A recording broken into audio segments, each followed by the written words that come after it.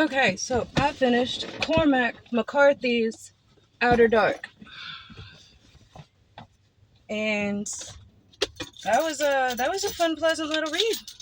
That was amazing. Nothing terrifying or horrifying happened at all. There's absolutely nothing that would ever make me feel like I was in any way like reading a smut book or, just a bleak, esoteric, existential, nihilistic, Kafka-esque bitch fest.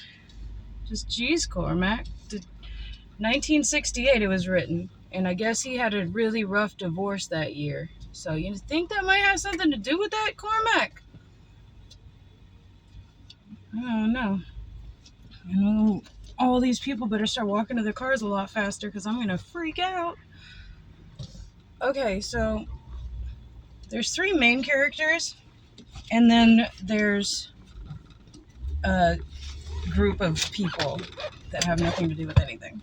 Or they do, or they don't. I don't know. But the three main characters are Kola. I kept thinking his name was like Colum or Callum or something. And the same thing with the other person, Rinthi. These are two really odd names for me. Like, just from a personal standpoint or whatever. They just seem like really weird names. I've never heard those names before. But when I think of it, it's like Rinthi, like Corinthian maybe, or I don't know, something like that. Ugh, get these out of the way. There we go. All right, rocking in style. And then the third one is the Tinker, and he doesn't have a name. A lot of people in the story, I mean, the author loves that. Haven't we learned that from the last novel? He loves not giving people names. You'll be reading this having no sense of time, and you'll think that it's been like a month, and you'll find out, oh no, it's been 6 months. So that's fun. All right, so straight off the bat, the first opening of the scene is his, it's in the perspective of a dreamer, just a nameless void. And the dream is of eclipse, where all of these hordes of unwashed, filthy, masses of cripples and blind and deaf, and just all these people with, all these malignant souls are crying for the preacher to save them. And the preacher says that the sky will go dark, the sun will blink out, and when the sun rises again or whatever, then you will be cured. God will hear your voices, whatever. And in this, the dreamer himself is there, and the preacher sees the dreamer, recognizes him, and looks almost shocked, like, what are you doing here? And the dreamer's like, I need help too. And then the preacher's like, keeps preaching, and everybody starts to get really restless when the sun doesn't come back.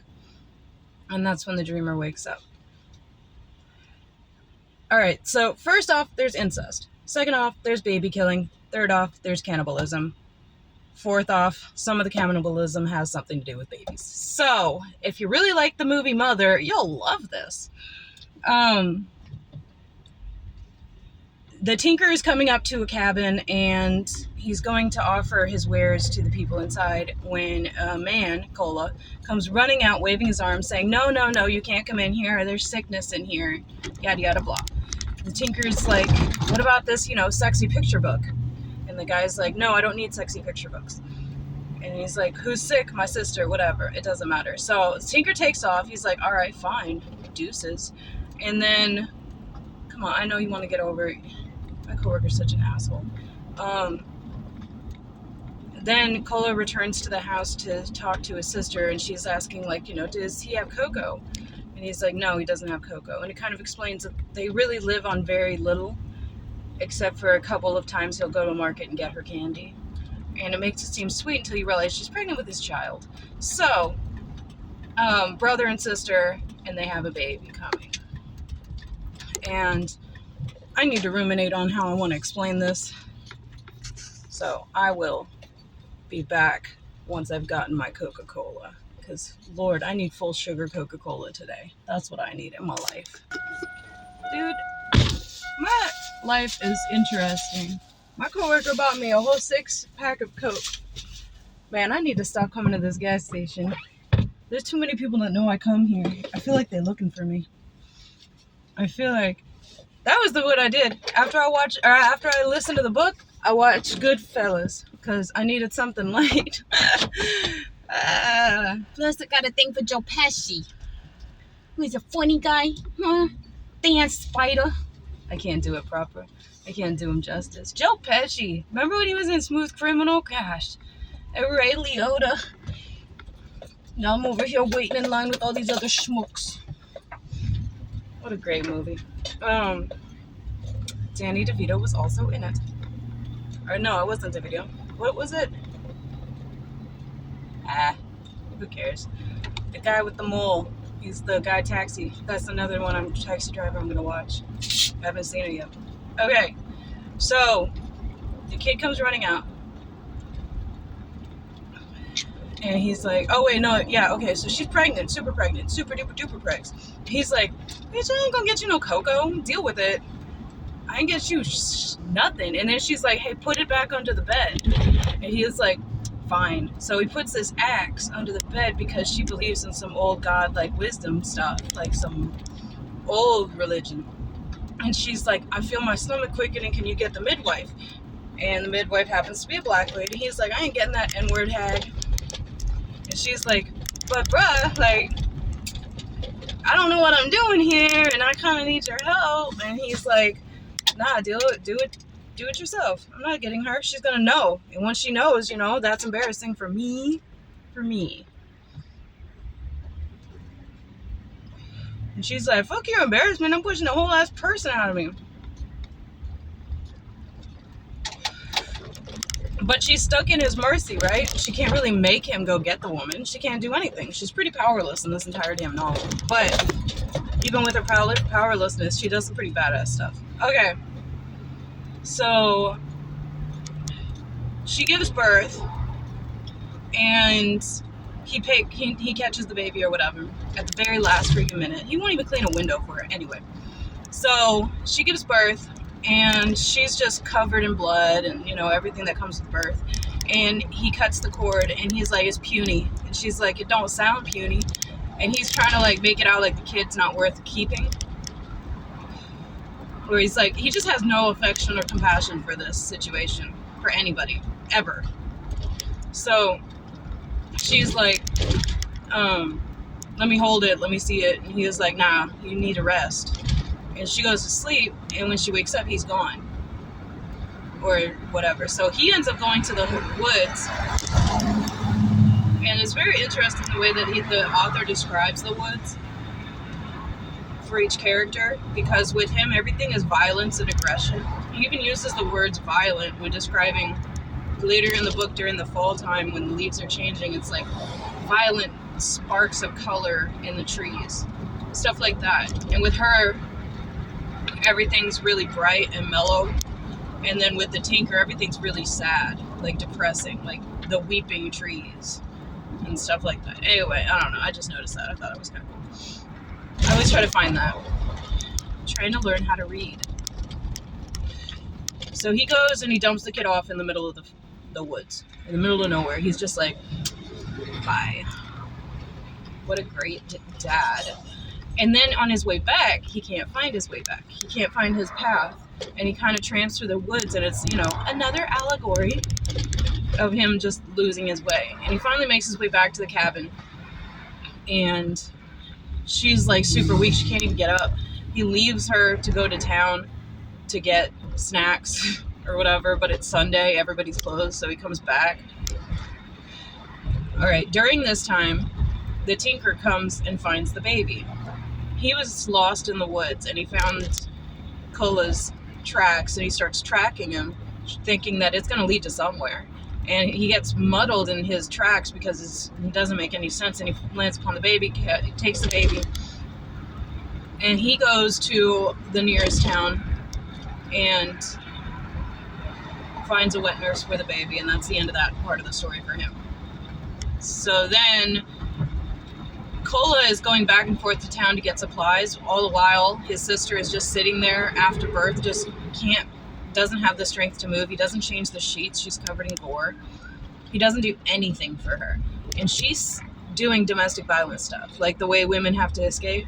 She's like sneaking back her strength, getting up and walking around, cleaning herself up, cleaning the bed when he's not there. And when he gets back, she's back in bed pretending like she's weak.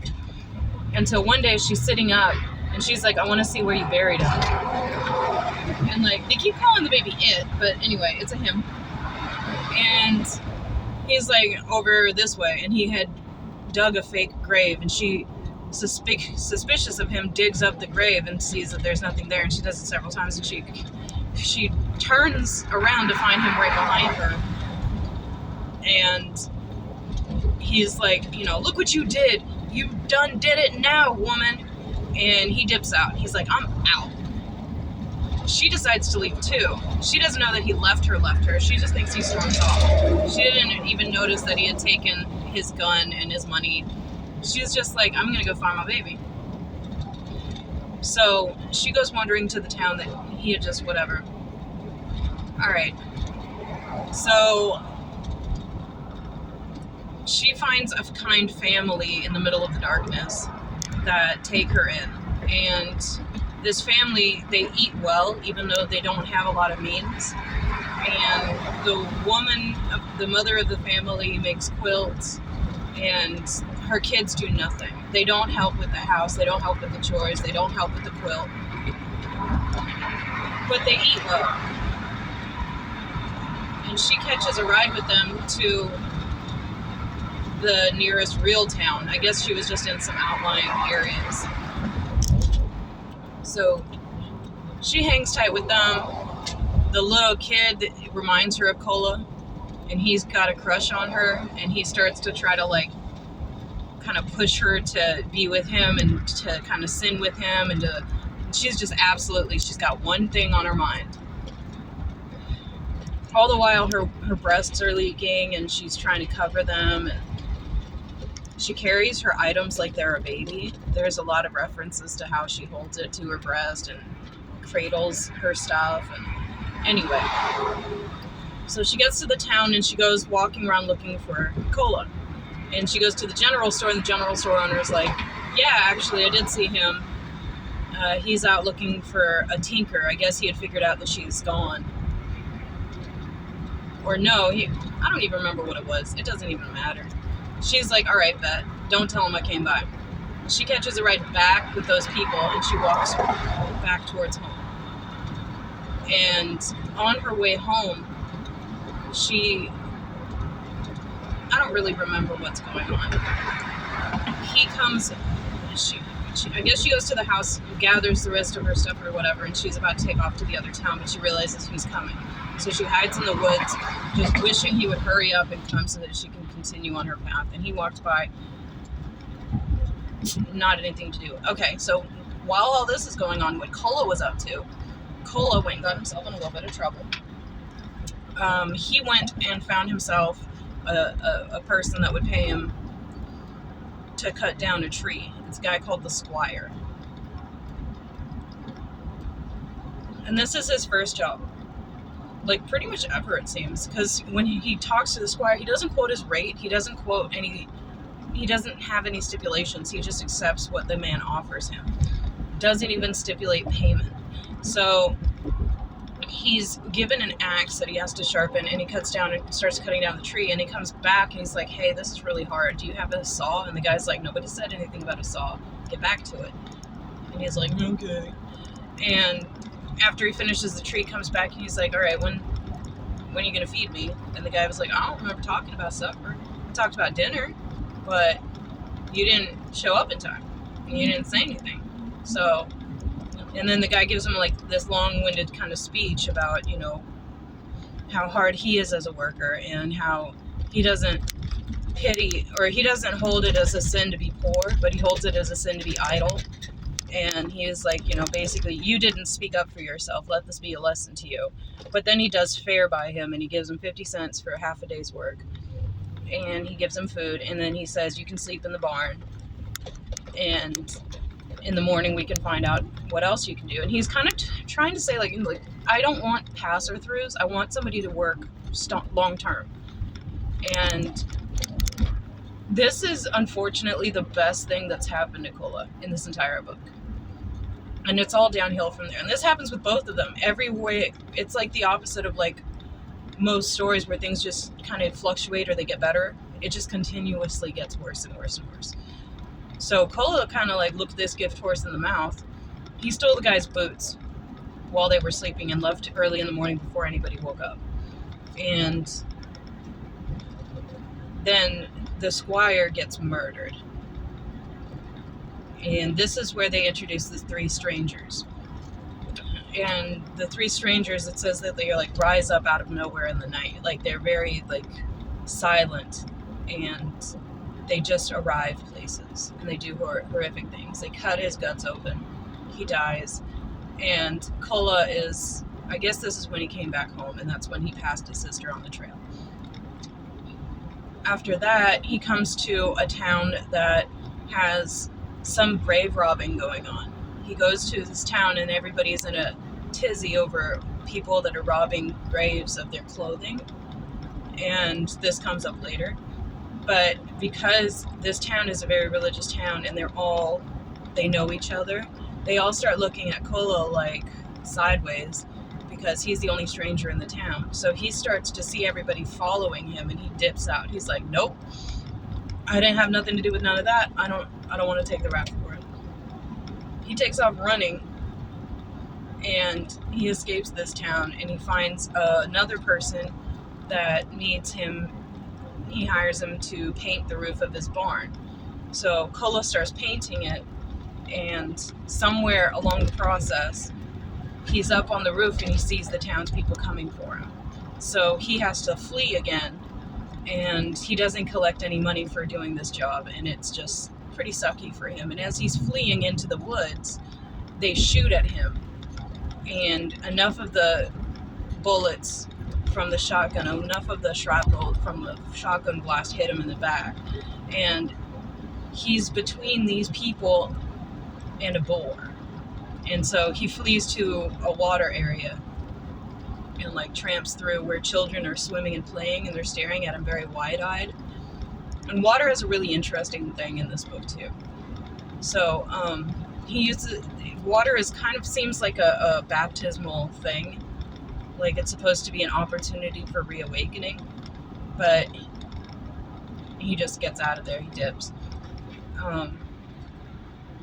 Okay, back to her. She's doing kind of the same thing, just like shuffling around from town to town. She doesn't have any shoes. He's got new boots. She's barefoot, and she's comes up on a turnip patch and starts grabbing some turnips, and the owner of the patch comes out and he's like, "The hell you doing, ho?" And she's like, "I wouldn't have done it if I thought somebody cared." And he's like, "Here I am. All right, come on and get some supper." And everybody does this with her. Everybody's incredibly kind to her. Even when, by all rights, they have a reason to really be upset with her. And she's in there with his wife, and the wife's churning butter. And apparently that's how she makes a living for them, is she makes butter. And while she's sitting there listening to the woman talk about all 5 of her dead children. She only had 5, and they're all dead. Some of them died as adults. Most of them died in infancy or childhood. And the woman just keeps going on and on and on about the misery of her life. And Rinthi is just sitting there like, "Well, want any help washing up anything? I don't really know what to do with this." Then the husband comes home, and he and his wife just start immediately screaming at each other. I actually, it cracked me up, because she flees while the husband flings the wife's butter at the wall. Okay. There's another thing that happened where when she was on the wagon, the little kid that was flirting with her goes to jump on the wagon and busts his knee on a pipe. He was trying to show off, and his knee's bleeding, and the mother, instead of letting her husband use his handkerchief, she rips the quilt that she has made to bring to make. She's supposed to make $3 on this quilt that took her months to make, and she rips the quilt to bandage her son's knee as opposed to letting her husband give the handkerchief. So it's just interesting. All these men are walking up to these women that are working and just snatching their, knocking their sandcastle over. it's a pretty continuous thing. Anyway, let's see. She meets up with this one lady that's like, I ain't out here hoeing, and that cracked me up. She meant she wasn't out here using her hoe to dig a garden. She was using her hoe to kill snakes. And then she was talking about snakes and varmints and how much she hates them. And Rinthi is like, yeah, a woman after my own heart. I hate them too. And then all this time, Rinthi has been lying about who she is, whether she's widowed. That's what she says. I'm widowed. And this woman's like, she decides to tell this woman the truth after the woman calls her out for lying. She catches on pretty quick. And then Rinthi just tells her almost everything. Doesn't tell her that it's her brother's child, but she tells her almost everything else. And the woman just kind of accepts her for who she is and what she's going through. And she kind of like gives her a little bit and lets her go on her way. Then, let's see, she comes up on a lady that's working in the garden. She's like, I'll offer to help. And the lady's like, I'm looking for long-term workers. And she goes to the porch, and then she hears a baby cry upstairs in the house. And she's waiting for the woman to get done with the baby, and her titties start bleeding or leaking again. And she's like, I can't do this. Nope. And she dips out again. So, all right. She goes and finds herself a doctor. And then I'm going to cut to... It's funny because when she found a woman that was killing snakes, this is around the time that Kola meets a guy that's a snake hunter, a professional snake hunter. And what he does is he sells the hides and he sells the rattles for people to put in their banjo. And he's trying to get Kola to stay. He's like really a lonely guy that was able to make quite a lot of money and make a decent living, but he spent it all on whiskey and women. And now he's in this like really decrepit house with no family, no friends. And to the point where he sees Kola and he's like really kind of pushy about not letting Kola leave. And Kola just keeps saying, I better be getting on. The guy's like, it's still early. You just got here. What's up? And eventually Kola dips out. But it's like interesting that was another opportunity for you to at least have some stability for a little while or learn a trade. But that's just too much. And by the way, he was making like $10 per snake hide. So this woman's quilting for months, and this other woman's churning butter for weeks, and all of that's netting them a couple dollars here and there. And this guy just goes out, chops a snake's head off, sells it for a mint. It's crazy. Kola comes up on a ferry, and it's starting to kind of feel a little bit like... I feel a lot of the Odyssey when I read this book. I feel like a lot of the Odyssey and a lot of mythical folklore, like, the Hades stuff. Not Hades. Who's the one the ferryman that carries you to your final destination? I don't know. Anyway.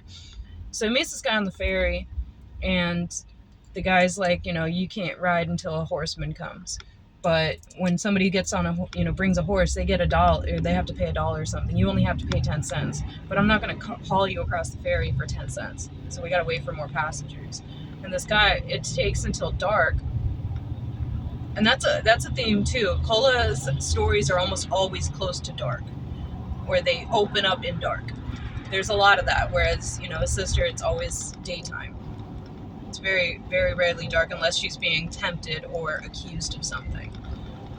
But anyway, so he is on the ferry and it's dark and the rain starts going, the water starts thrashing around, and the ferry's cord cuts loose and the horse starts freaking the hell out. And he looks up, the ferryman's gone, the horse owner's gone. The horse is stamping back and forth, about to kill him. And then the horse drifts away, and he's just stuck on this thing with no way to get to shore. And he sees a fire, like a campfire. And he's just like, all it describes it as is a light. He's like, I see a light. I need to get to this light. And so he's calling out, and somebody's like, should we shoot him? And then the other guy's like, no. And he's like, take a line. And he throws the rope, and this is where he meets the three. And the three are there's the guy that won't tell you his name, there's the guy that doesn't have a name, and then there's Harmon. So the guy that won't tell you his name is just called the bearded guy. And the bearded guy is kind of the head honcho of these three. Harmon is the one that's got a shotgun pointed at him. And then the third one, the nameless one, is this mute kind of mentally challenged person that doesn't communicate well, he's like deaf and mute or something like that. So Cola is there, drenched. He's grateful to be sitting next to the fire, and these guys start getting super creepy. And the bearded guy's like, here, go ahead, have some meat, warm up by the fire, take your shirt off, take your shoes off, just chill. And Cola's like, I thank you. And he takes a bite of the meat, and he can't tell what it is. And he tries to ask the guy, what is it? And the guy's like, it's fine, it's totally fine. And he won't tell him what it is, and it's strongly implied that it's human meat, but it doesn't explicitly say that. And the bearded guy's like, I like your boots. And if you're from the streets I'm from, that's not a nice thing. So he steals his boots, and he takes Cola's boots, and he puts them on. He gives his boots to, I think, Harmon. Harmon takes off his boots and puts them on. And they all do this boot swap until the one with the worst boots gives his to Cola. And his boots are super smelly, and he puts his, he's being like kind of bullied into putting them on. The guy's like, put them on. Those are yours. You're welcome. And at this point, Cola just goes completely numb. He just stares at his feet. Like, just won't look at anyone, won't interact, won't respond, just acts like he tries, I don't care, it's fine, whatever, I don't care. And so he puts the boots on, and they're torn to shreds. They're just like barely put together. And the bearded guy says, there's going to be a time in your life when you're going to wish for these. It's going to get so bad for you that you're going to really wish that you had these boots on your feet again. And that is foreshadowing. Okay, so something else happened.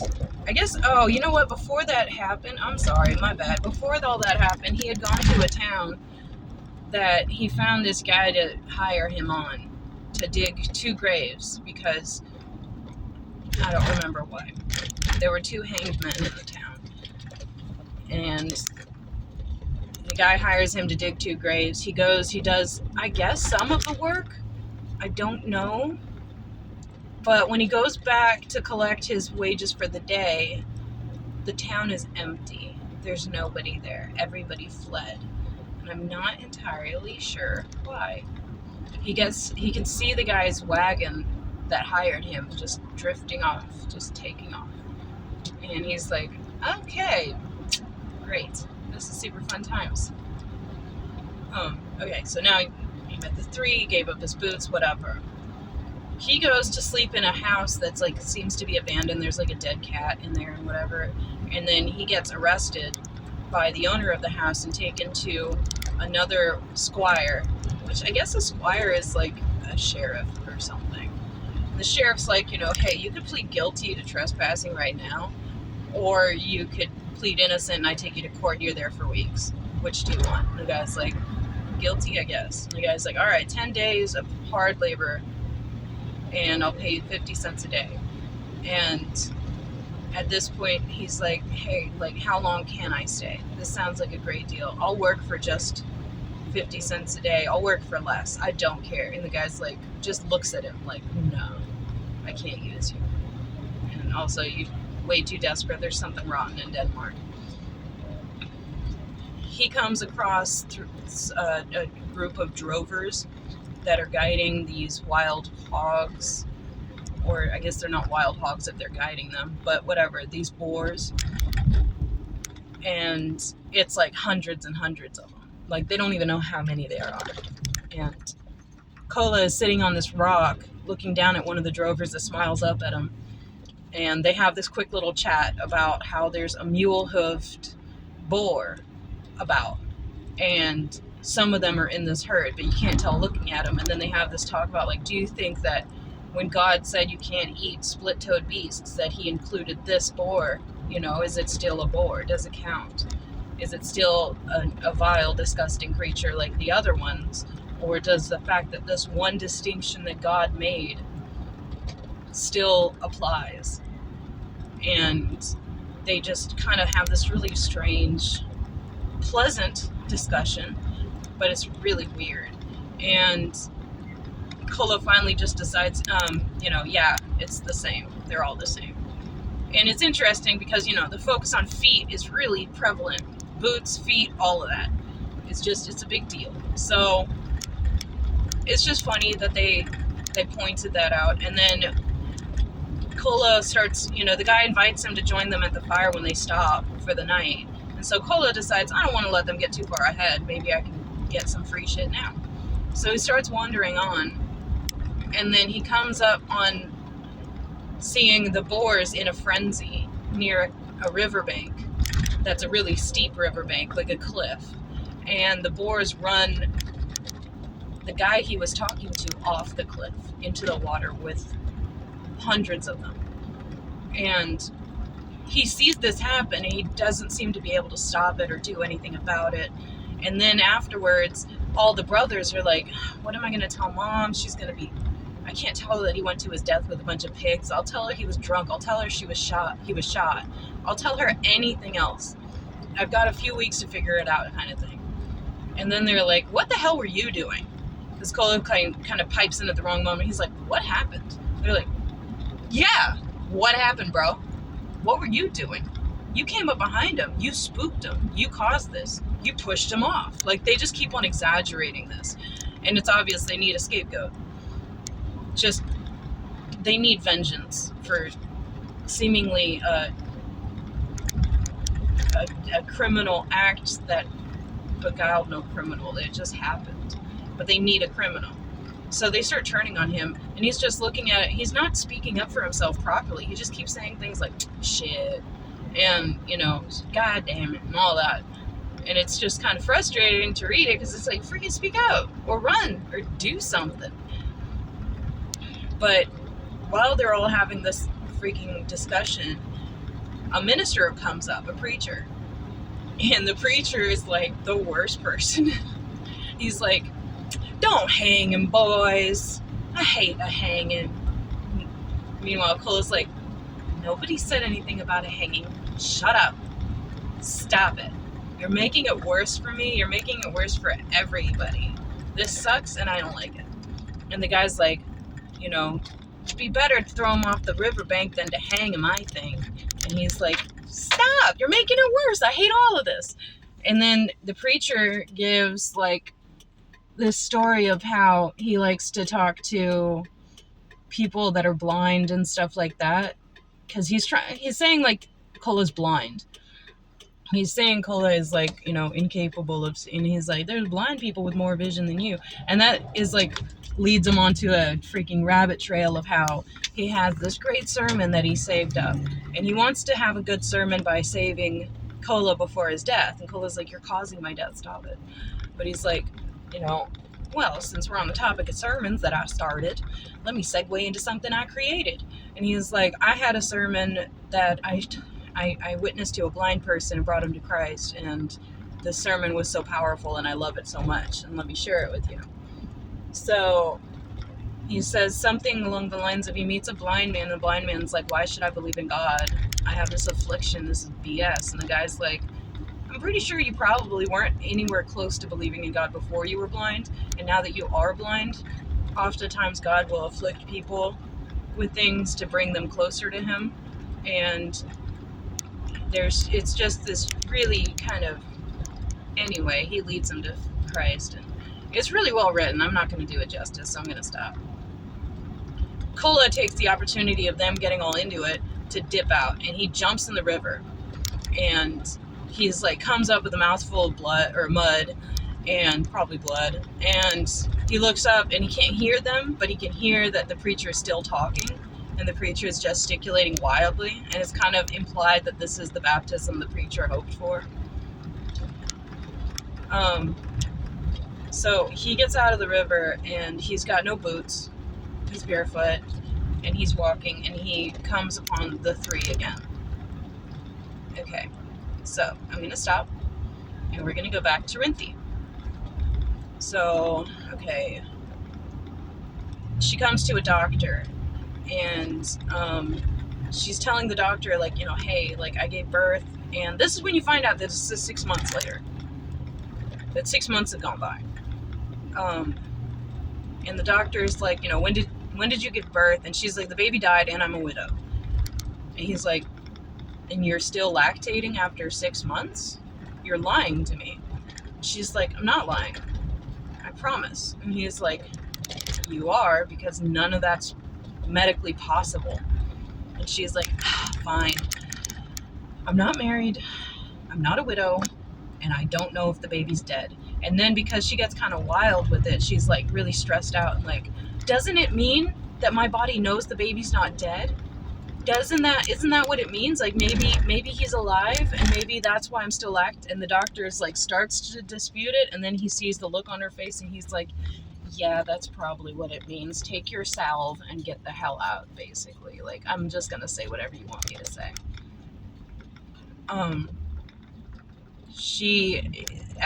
then the next person she comes across in her long wanderings of sleeping rough is the tinker. She finally finds him, and she confronts the hell out of him.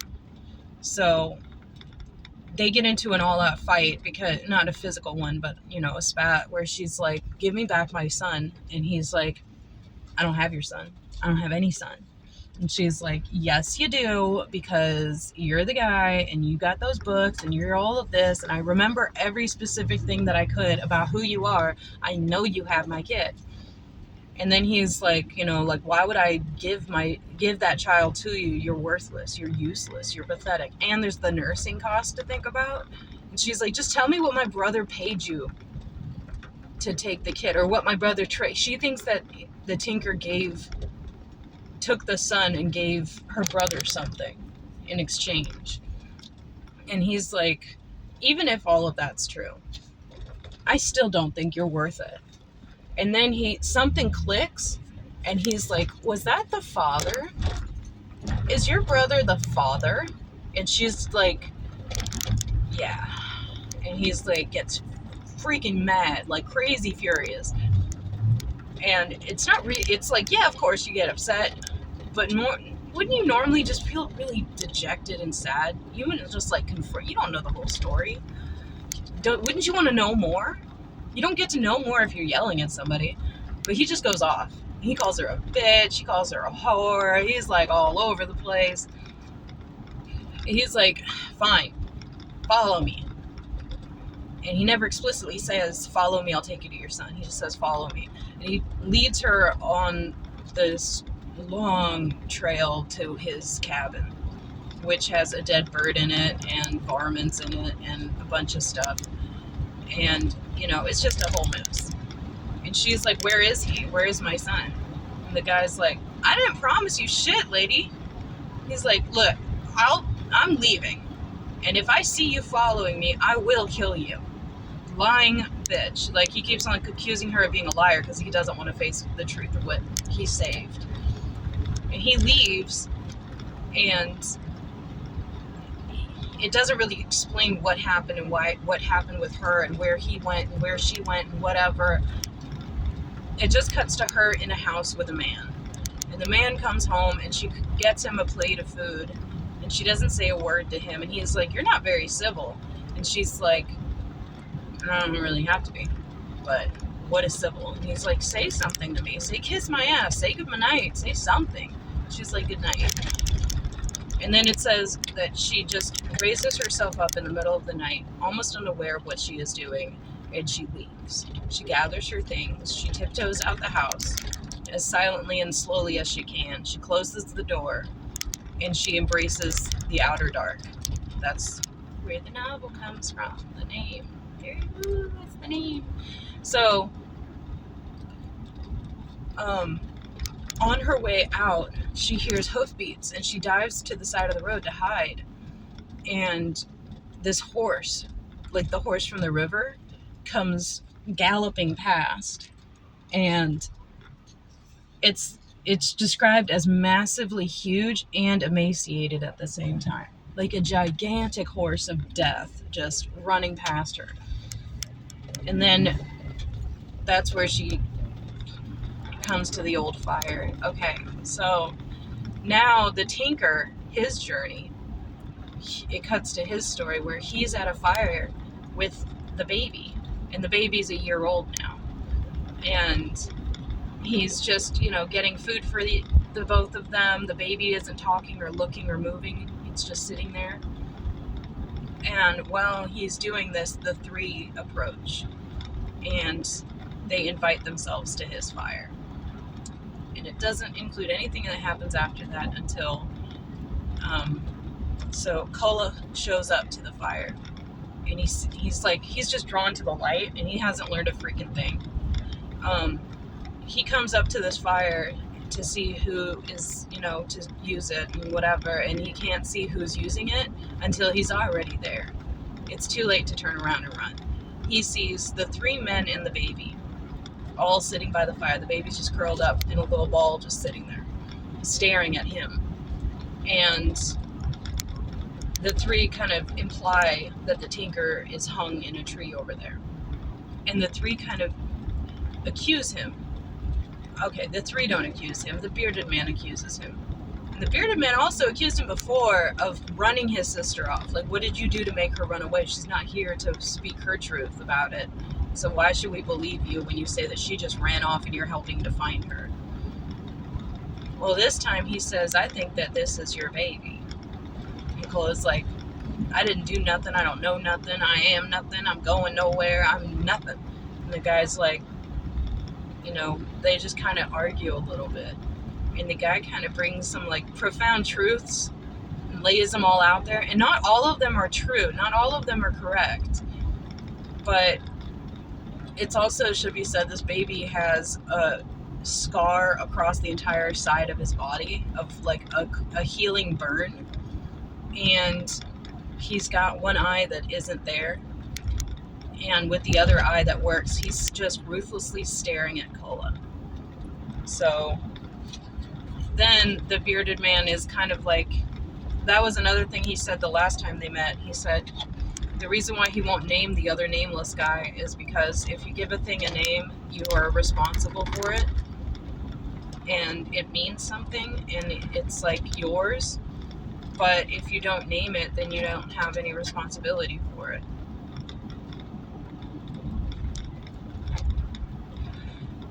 Which is probably why he didn't get any good booze. But yeah, and then now he's sitting there talking to this guy with this nameless child there.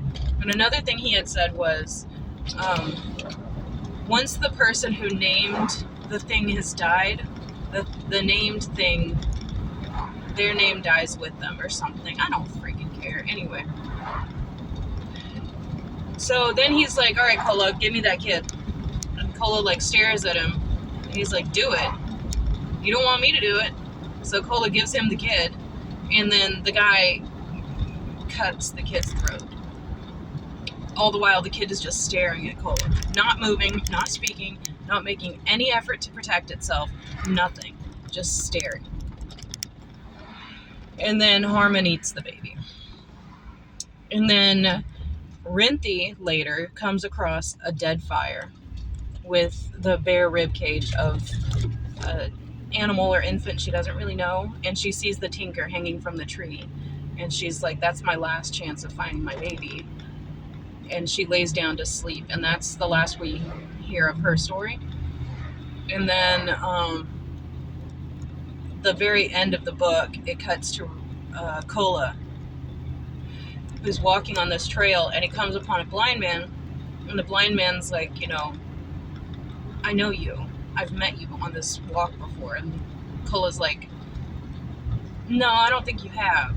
And he's like, yeah, for sure. I never forget a face. Or whatever the blind version of that is. And then Kola is like, okay, deuces, I'm going to walk up ahead. And the blind man kind of witnesses to him a little bit, not about Jesus, but just about blindness and how blindness is a blessing in these dark times. And, how he doesn't need his vision. He has everything he needs, and he's happy, and just kindness and wonder and whatever. And Cola's like, yeah. And he walks on ahead, and the trail ends at a swamp. And he's just like, why would a trail exist just to lead to this? Anyway, and he turns around to walk back, and he happens upon the blind man again, and he tries to stand silently so the blind man doesn't see or hear him. But as the blind man passes, he turns and looks at him, like turns his face to him and smiles. And then Cola just thinks to himself, like, it's a shame that somebody sent the blind man out on a trail that leads to doom. Like, why would anyone do that? Somebody should tell him. And that's the end of the book. Okay.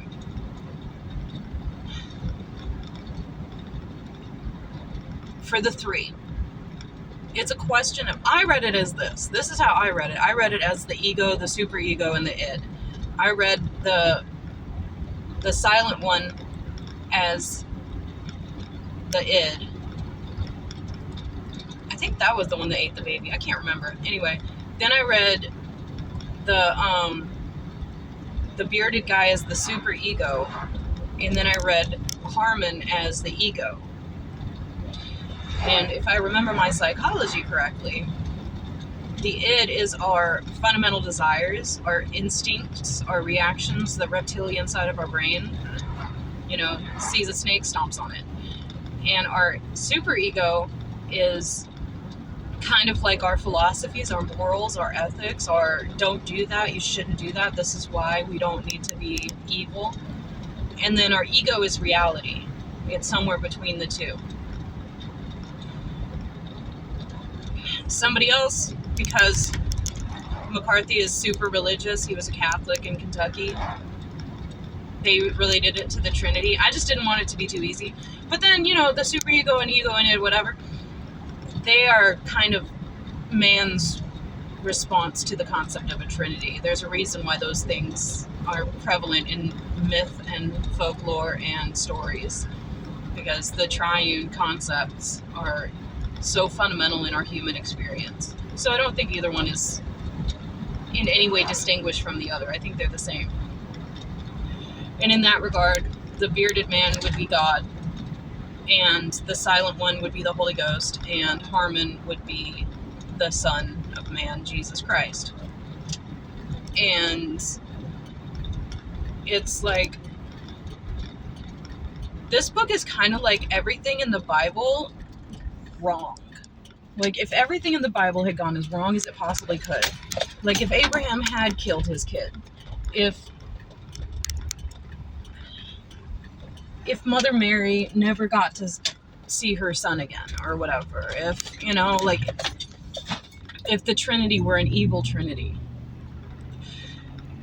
The road that he's walking is kind of like a parallel of life, conceptually speaking. And then it's just, I don't know, it's really a hard...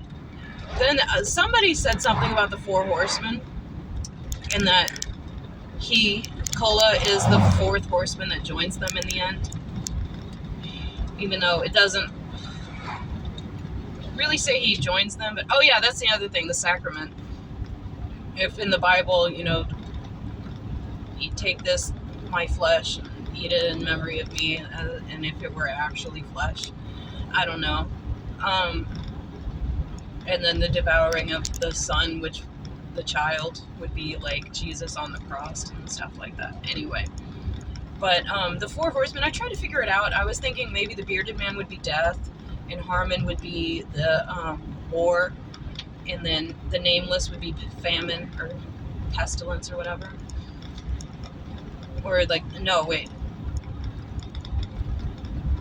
I can't remember what my 4 horsemen were. Anyway, that one didn't make a lot of sense to me. It didn't work. But I'm sure it does make sense for smarter people than I.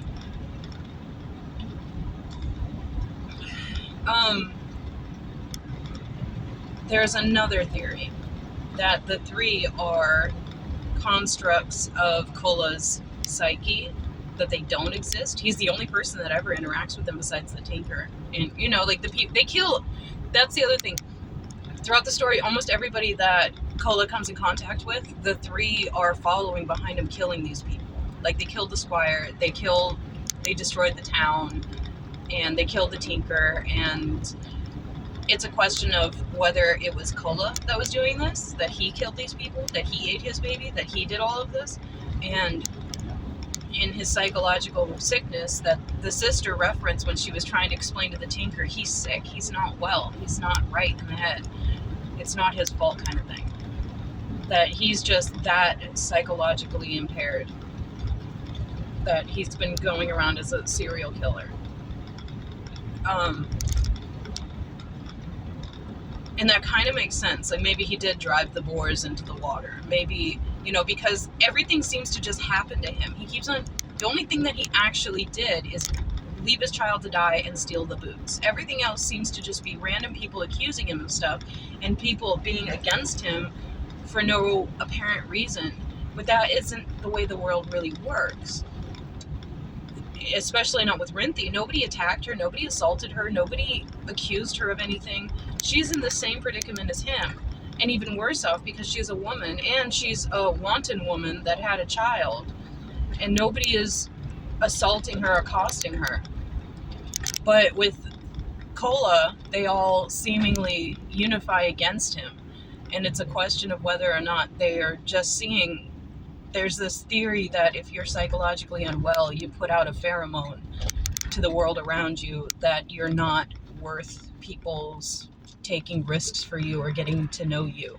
And it's a theory of loneliness. It's something, I can't remember what psychologist or what study was done about it, but that, basically the people that are most lost and most in need of a friend put out a pheromone that makes people reject them. And it's a really sad thing. And I believe that a little bit. If it's not a pheromone, then it's behavior. Who's honking? You ain't honking at me.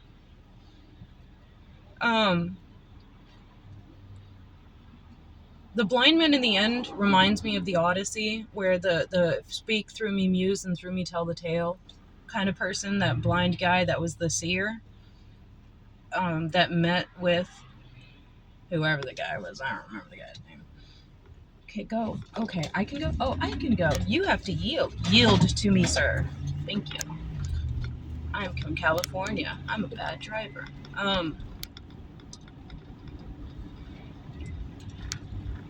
It was a really interesting book. It really was. I mean, I'm at 52 minutes, and I still could keep talking about it because there's still things that keep popping up that make me think of things or remind me of things. I mean, there's a lot of Bible story stuff in there. I'm the voice crying out from the wilderness type of stuff. The concept of outer dark is referenced in the New Testament several times in Matthew, I guess, where there's a bunch of stories. Okay, so from what I can remember, there's 3 stories. There's the story of a wedding where this guy throws a wedding and nobody wants to come, so he invites all the townspeople, and there's this one guy that shows up not dressed up, and the guy's like, hey, what the heck, man, get out, cast you into the outer darkness. And then there's another one where this landowner decides to go on a journey, and he gives everybody money that serves in his house, and he's like, basically, he's like Rick Ross, and they're his wife. He's like, hey, I'm gonna do my time, I'm gonna do my little bit, and I'm gonna need you to invest my money so that when I come back out, if you're my bottom bitch, you're gonna have like 10 million for me, which is what Rick Ross's wife did. But I think it was Rick Ross. I could be completely wrong about that.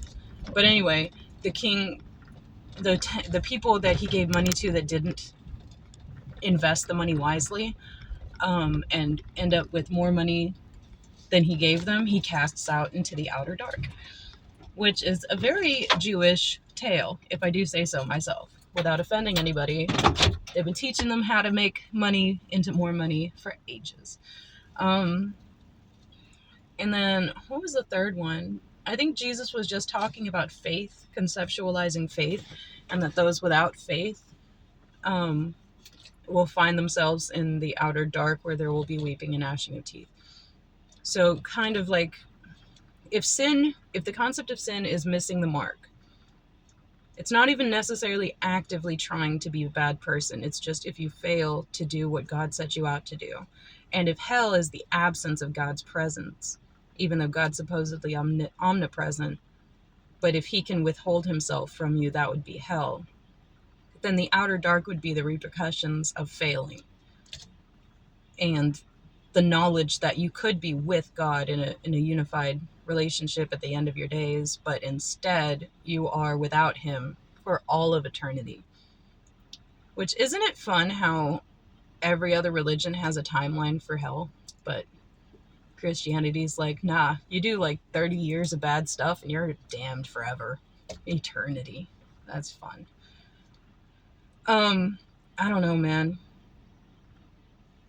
I think the next one I'm supposed to read is Child of God. It's fascinating. I'm gonna post. Okay, I found this. I looked up Appalachian soul music, just on a whim. Like, what are two things that don't make sense together? Soul music and the Appalachians. I was like, I want to see what they came up with if somebody. And I found something that moved me. I'll put it in the description. I sent it to my dad, and he was really happy with it. I sent it to a couple other people because I was just like, it's not music I would have ever really sought out if it weren't for this book. And it kind of makes me feel, ooh. There's this, the way the singer kind of mumbles or kind of like uses his voice along, he doesn't say anything. It's kind of like Dark as the Night, Cold as the Ground by Blind Willie Johnson, where he just moans over it. It's kind of like that, where the sound of the music is very happy. I kind of think of birds in a meadow and bees in a field, but the man's voice kind of belays this wanting. I don't know. It's really beautiful. Check it out. Other than that, yeah, I had to watch Goodfellas. I had to get some Joe Pesci in my life because it was a lot for me. I couldn't. Anyway, let me know what you think about it. Bye.